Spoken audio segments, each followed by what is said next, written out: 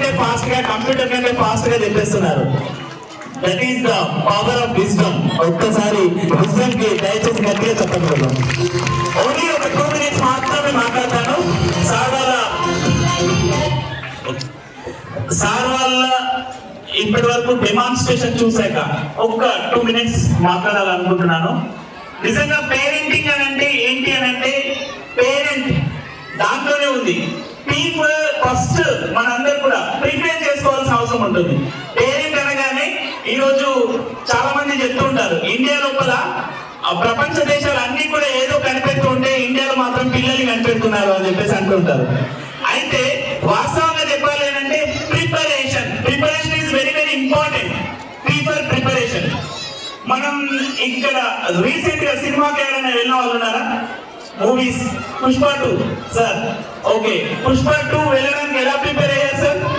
First online లో ticket book చేసుకుంటాం. Ticket అక్కడికి వెళ్ళిన తర్వాత ఒక బకెట్ కొనాలి. అన్ని కూడా అక్కడికి వెళ్ళి బయటకు వచ్చి చూస్తే 1600 నుంచి 2000 రూపాయలు ఖర్చు అవుతుంటుంది. సో ఒక మూవీ ఆఫ్టర్ ఆల్ ఒక 3 hours మూవీ చూసేందుకోసం వెళ్ళాలి అంటే మనం ప్రిపేర్ అవుతాం. ఓకే, ఈ రోజు వెళ్ళాలి, ఈ టైంకి వెళ్ళాలి అనుకొని మొత్తం కూడా కంప్లీట్ గా ప్రిపేర్ అవుతుంటాం. మరి పిల్లల ఎడ్యుకేషన్ కోసం ప్రిపేర్ అవ్వాల్సినటువంటి అవసరం ప్రతి పేరెంట్ ఉంది. అంటే ప్రిపరేషన్ మీన్స్ మన పిల్లలు ఎలా చదవాలి, ఎటువైపు వెళ్ళాలి. ఇప్పటి వరకు సార్ వాళ్ళు చెప్పారు. అంటే ఎలాంటి డిజిటల్ టూల్స్ అనేటటువంటి అవసరం, ఇదంతా కూడా మన యొక్క ప్రిపరేషన్ లోపల భాగమే. ప్రతి దానికి కూడా, ప్రతి రంగానికి కూడా మన పిల్లల్ని ప్రిపేర్ చేయాలి అని అంటే, ఈవెన్ ఒక డాన్స్ పర్ఫార్మెన్స్ చేయాలి అని అంటే ఒక దగ్గరికి వెళ్ళేసి ప్రిపేర్ చేయించి అక్కడ ఒక 5 minutes డాన్స్ కోసం మనం ఎంత ప్రాక్టీస్ చేస్తూ ఉంటాం, ఎంత ప్రిపేర్ చేస్తూ ఉంటాం. ఇది ప్రతి పేరెంట్ గా మనం మన పిల్లల్ని ప్రిపేర్ చేయడం అనేటటువంటి చాలా చాలా అవసరం. అంటే వాళ్ళకి నెక్స్ట్ జనరేషన్ లోపల ఎటువైపు వెళ్ళాలి అనేటటువంటిది ప్రతి పేరెంట్ తెలుసుకోవాల్సినటువంటి అవసరం అనేటటువంటిది ఉంది. కాబట్టి డిజిటల్ ప్రిపరేషన్ ఇప్పుడు మనం మామూలుగా ప్రిపేర్ చేస్తే నడవది. డిజిటల్ ప్రిపరేషన్ అవసరం. ప్రతి దానికి కూడా డిజిటల్ యుగం లోపల ఉన్నాం కాబట్టి డిజిటల్ ప్రిపరేషన్ అనేటటువంటి ప్రతి ఒక్క పేరెంట్ గా తీసుకోవాల్సినటువంటి అవసరం ఉంది. And next adaptability. ప్రతి పేరెంట్ కూడా, సపోజ్ మీరే ఇంట్లో టీ ప్రిపేర్ చేస్తున్నారు, at the same time TV sound వస్తున్నది, at the same time mobile ring అవుతున్నది, ఒక పాప బెడ్ నుంచి కింద పడిపోయే సిచ్యువేషన్ ఉంది. ఇమీడియట్ గా మీరు ఏం చేస్తారు? పాపని తీసుకుంటారు.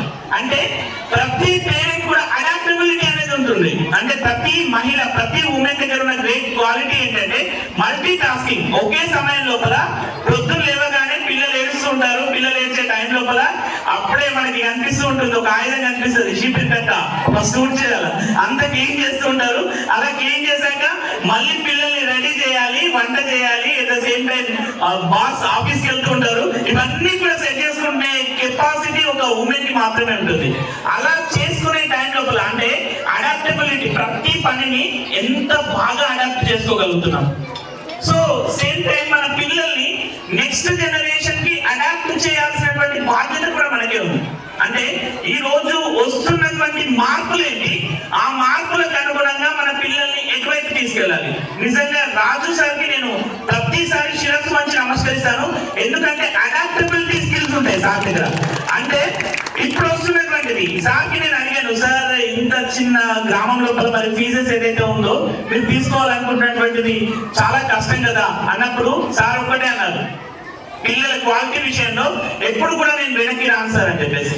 నిజంగా నేను ఈ రోజు రేపు ఒక ప్రోగ్రామ్ ఉంది, ఇక్కడ ఇచ్చోడ లోపల ఒక ప్రోగ్రామ్ చేస్తున్నాను. ఈవెన్ మీకు కావాలంటే ఇప్పుడు కరెస్పాండెంట్ సార్ తో కూడా నేను మాట్లాడిస్తాను.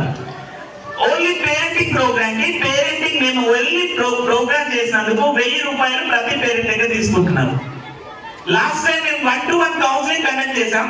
1-to-1 కౌన్సిలింగ్ లోపల ప్రతిరోజు 5 కౌన్సిలర్స్ వచ్చాము. మా దగ్గరికి కనుక పేరెంట్ వస్తే, ఒక పర్సన్ వస్తే మేము ప్రతి ఒక్కరికి అంటే 1000 రూపీస్ చార్జ్ చేస్తాం. కానీ సార్ మొత్తం కూడా కంప్లీట్ 5 lakh ప్యాకేజ్ తీసుకున్నారు. సార్ వీళ్ళ దగ్గర ఏమైనా కలెక్ట్ చేస్తున్నారు సార్? మీ దగ్గర ఏమైనా కలెక్ట్ చేస్తున్నారు సార్? కలెక్ట్ చేయట్లేదు. అంటే సార్ బేర్ చేసుకుంటారు. ఏదైతే తను బేర్ చేసుకునే ప్రతిదీ కూడా సార్ బేర్ చేసుకునేందుకోసం రెడీగా ఉన్నారు. అడాప్టబిలిటీ ఎందుకు అనంటే సార్ ఈ రోజు చాలా గ్రేట్ పీపుల్ తో తిరుగుతున్నారు. ఇప్పుడు బాలలత మేడం సార్ చెప్పారు ఇంతకు ముందు. బాలలత మేడం గారు ఎవరైతే ఉన్నారో ఈ రోజు భారతదేశం లోపల ఐఏఎస్ అకాడమీ లోపల అద్భుతంగా పిల్లలను తయారు చేస్తున్నటువంటి, అంటే ఐఏఎస్ ఒక పరిశ్రమ తయారు చేస్తున్నటువంటి వ్యక్తి ఎవరైతే ఉన్నారో సార్ తోటి ప్రతిసారి కూడా ఇక్కడి వరకు రావడం అని అంటే మామూలు విషయం కాదు. అంతేకాకుండా మనందరికీ తెలుసు త్రిదండి చిన్నజీయ స్వామి గారి యొక్క ఆశ్రమం లోపల సార్ క్లాసెస్ తీసుకుంటుంటారు. అంటే అలాంటి గ్రేట్ పీపుల్ తో తిరిగినప్పుడు నా పిల్లలు కూడా గ్రేట్ కావాలి అని చెప్పేసి ఈ రోజు ఇంత మంచి కార్యక్రమాలు నిర్వహిస్తున్నారు. ఒక్కటే ఆలోచిద్దాం, మన పిల్లలు ఎవరైతే ఉన్నారు సార్కి పెద్ద ప్రాబ్లం లేదు. ఈ రోజు చాలా మంది ఇక్కడి నుంచి లీడ్ అనేటటువంటి ఒకటే సంస్థ కోసం జగిత్యాల లోపల, కరీంనగర్ లోపల ఎక్కడెక్కడో చదివిస్తున్నటువంటి వాళ్ళు ఉన్నారు. వాళ్ళందరూ కూడా ఇప్పుడు సార్ లీడ్ స్టార్ట్ చేశాక అక్కడి నుంచి ఇక్కడికి వస్తారు. సార్ యొక్క గోల్ ఏంటి అని అంటే నో అడ్మిషన్ బోర్డ్ డెఫినెట్ గా పెడతారు. దాని లోపల డౌట్ లేదు సార్. మన విజయం అనేటటువంటిది 100% ఇంటింటాయి వడ్డుంటాయి దినదిన అభివృద్ధి చెందుతూ ఉంది. డెఫినెట్ గా అక్కడికి వస్తారు. కానీ ఇక్కడ ఉన్నటువంటి విద్యార్థులు ఎవరైతే ఉన్నారో ప్రతిసారి కూడా నా పేరెంట్స్ వాళ్ళే నేను ఇక్కడ ఉన్నా అని చెప్పేసి ప్రతిసారి చెప్తుంటారు. అంత గొప్ప అడాప్టబిలిటీ సార్ దగ్గర ఉంది. దానికి మనం అందరూ కూడా అప్రిషియేట్ చేయాలి. దయచేసి గట్టిగా చెప్పండి. And next are the resource.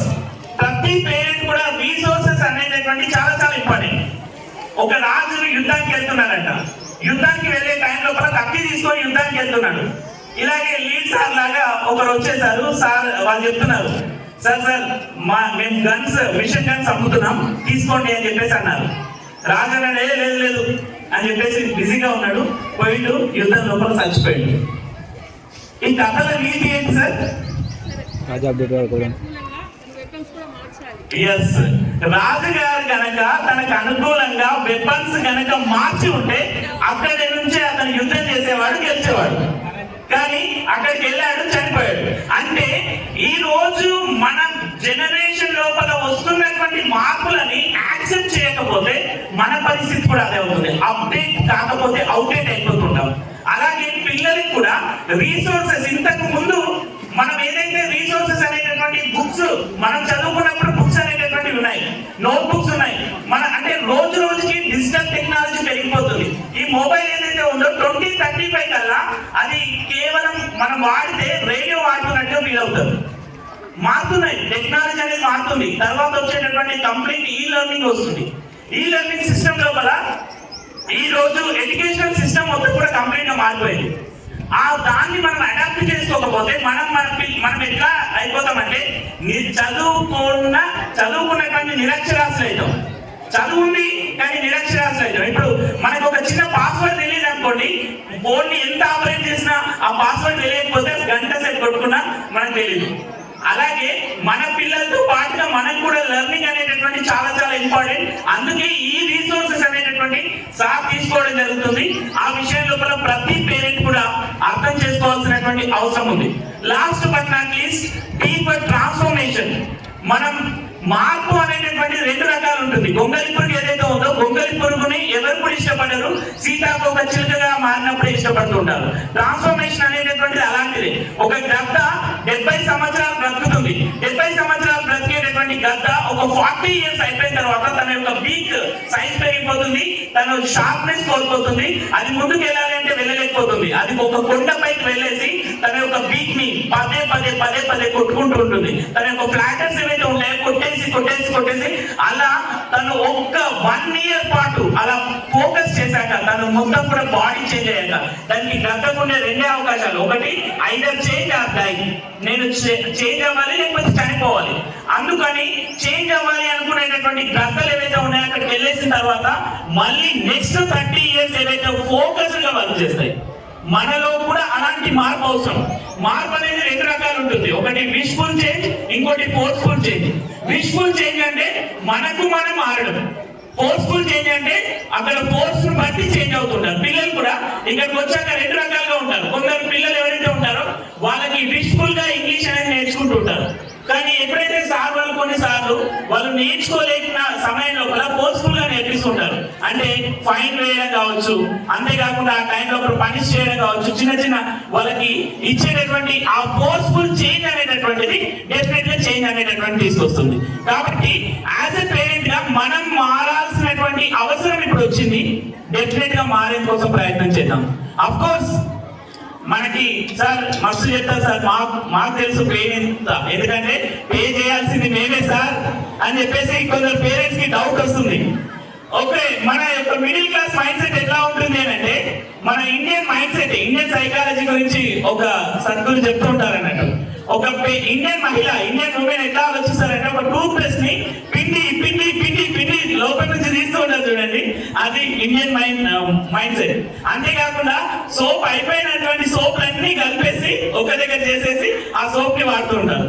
Of course అది కొంతవరకు ఓకే, బట్ మన పిల్లల ఎడ్యుకేషన్ విషయం లోపల మనం గనక ఖర్చు పెట్టకపోతే ఈ రోజు మనం అక్కడే అయిపోతాం. ఈ రోజు చూడండి, హైదరాబాద్ లోపల వన్స్ అపాన్ ఏ టైం కొన్ని, అంటే ఈ రోజు ప్రతి ఒక్కరికి తెలుసు, రియల్ ఎస్టేట్ ప్రతి ఒక్కరికి తెలుసు. ఒకప్పుడు మనం ఇల్లు తీసుకోవాలంటే 3 లక్షలకి ఇల్లు వచ్చింది. ఈ రోజు హైదరాబాద్ లోపల ఫ్లాట్ తీసుకోవాలంటే 14 కోట్లు ఉంది. 14 crores, నేను చెప్పేది ల్యాండ్ కాదు, 14 crores ఫ్లాట్స్ ఉన్నాయి. నేను అంటాను, అది 14 crores పెట్టి ఫ్లాట్ ఎవరు కొంటున్నారు? కొనే వాళ్ళు ఉన్నారు కాబట్టి వాళ్ళు అమ్ముతున్నారు. ఎందుకు కొనగలుగుతున్నారు అని అంటే, వాళ్ళు స్ట్రెచ్ అయ్యారు, వాళ్ళ యొక్క బ్రెయిన్ కెపాసిటీ స్ట్రెచ్ అయింది. నేను ఇంతే కాదు, ఇంత సంపాదించాలి అనేటటువంటి లెవెల్ నుంచి ఎక్కువ సంపాదించాలి అనేటటువంటి లెవెల్కి వెళ్ళిపోయారు. కానీ మనం ఏం చేస్తామంటే ఫిక్స్డ్ మైండ్ సెట్ తో ఉంటాం. ఫిక్స్డ్ మైండ్ సెట్ తో ఉంటే నేను ఇంతే, నా బ్రతికి ఇంతే, నా పిల్లలు ఇంతే ఉండాలా, నేను ఇంతే సంపాదిస్తా అనుకోవడం ఏదైతే ఉందో that is called fixed mind set. Growth mind set ఏంటి అని అంటే, డెఫినెట్ గా నేను ఈ రోజు ఇన్వెస్ట్ చేస్తున్న ప్రతిదీ కూడా నా పిల్లాడు అంతకంటే ఎక్కువ సంపాదించగలుగుతాడు అనుకోవడం ఏదైతే ఉందో అది గ్రోత్ మైండ్ సెట్. అలాంటి గ్రోత్ మైండ్ సెట్ తో మనం ఆలోచిద్దాం. డెఫినెట్ గా మన పిల్లల్ని ముందుకు తీసుకెళ్దాం. ఈ రోజు మేము రిషబ్ సార్ మేము రెగ్యులర్ గా వెళ్తాం. ఇప్పుడే వచ్చేటప్పుడు కాల్ వచ్చింది, మేడ్చల్ దగ్గర జైన్ ఇంటర్నేషనల్ స్కూల్ ఉంటుంది, ఇక్కడ నుంచి రాయకల్ నుంచి కూడా 10-15 మంది విద్యార్థులు ఉన్నారు. అక్కడ ఫీజెస్ వచ్చేసి 4,10,000, అక్షరాల 4,10,000 రూపాయలు. అంటే మినిమం ఫీ. నేను చెప్పేది third class fee. Third class నుంచి అక్కడ రెసిడెన్షియల్ తీసుకుంటారు 4,10,000 రూపీస్. ఇక్కడ నుంచి ఉన్నటువంటి పేరెంట్స్ ఎవరైతే ఉన్నారో అక్కడ ఫీ పే చేస్తున్నారు. మనకి సార్ కొంచెం ఫీ పెంచగానే అబ్బా సార్ గుండెలు బాదుకుంటూ ఉంటాం.